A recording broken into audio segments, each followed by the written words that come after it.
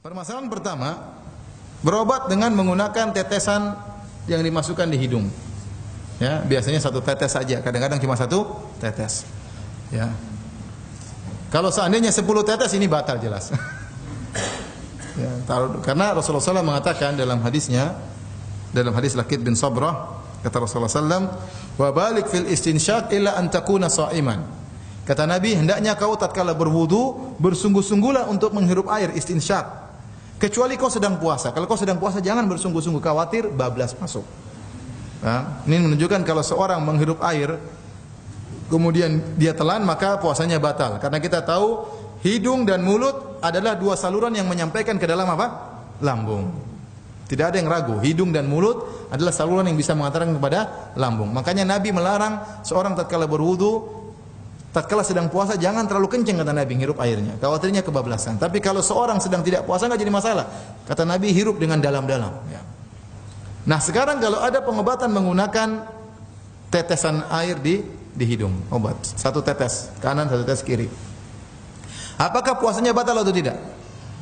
Antum gimana? Batal atau tidak? Hah? Batal atau tidak? Ulama saja khilaf apalagi antum ya.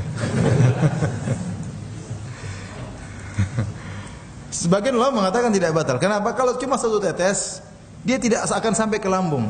Kenapa? Dia sudah terserap oleh selaput-selaput yang ada di sekitar apa? Hidung. Karena untuk sampai ke lambung jauh, dia harus naik dulu, kemudian berputar, masih kan jauh itu. Belum sampai ke lambung sudah habis. Paham? Yang jadi saya ingatkan tadi, yang menjadikan batal itu kalau sampai ke lambung. Karena kita sepakat yang masuk dalam rongga mulut, rongga hidung, selama bisa dikeluarkan atau tidak sampai ke lambung tidak membatalkan puasa. Karena kita berkumur-kumur, kita masukkan air dalam rongga mulut. Ternyata dimaafkan. Oleh karenanya mereka sebagian mengatakan yang kalau cuma satu tetes maka tidak sampai ke lambung karena dia melalui perjalanan yang jauh dan dia sudah terserap oleh selaput-selaput hidung, kemudian mungkin selaput yang lainnya sehingga sampai ke lambung sangat sedikit. Kalaupun sampai ke lambung ya itu tidak sampai ke lambung. Kalaupun sampai ke lambung maka sangat-sangat sedikit. Lebih sedikit daripada sisa air wudu, sisa kumur-kumur tatkala berwudu. Oleh karenanya dimaafkan karena niatnya bukan untuk minum dan makan. Memasukkan obat niatnya untuk apa? Berobat. Innamal a'malu binniyat. Niat sangat penting.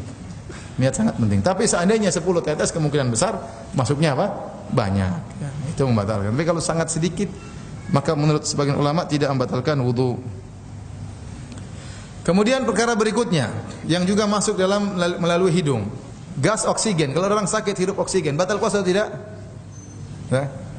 Dia sakit kemudian harus butuh oksigen, taruh ini alat kemudian dihirup oksigennya. Puasanya batal atau tidak?